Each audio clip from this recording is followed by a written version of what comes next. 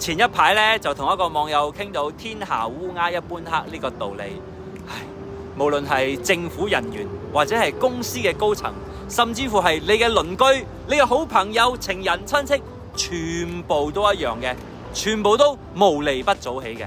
唔好誤會啊！我嘅天下烏鴉一般黑咧，並唔係講緊我正話所提述嘅所有人使橫手去奪得佢哋想要嘅嘢，而係個個都係為咗利而存在嘅。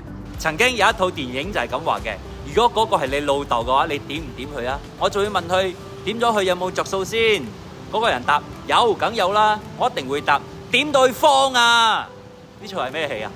站在我嘅角度呢，我係從來唔相信呢啲人佢冇利益咁去做一樣嘢嘅。無論係咩國家嘅高官都好啦，只要你上咗某一個等級，一定係為咗利益嘅。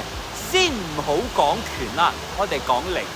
每一個國家嘅高官，你試下限制佢哋嘅家產，每一個高官都淨係可以有100萬嘅身家。你試下睇下佢哋仲想唔想做呢個高官？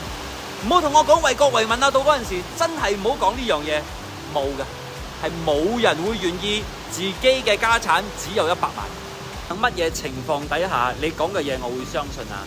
就係你做咗一樣嘢，你有着數，我都有着數，而且你嘅着數比我嘅着數仲大嘅時候，我就信啦。先至先明啊！我錄呢個影片最主要嘅原因呢，並唔係要影射任何人或者係任何國家，只係想提醒睇緊呢個影片嘅朋友，唔好咁天真。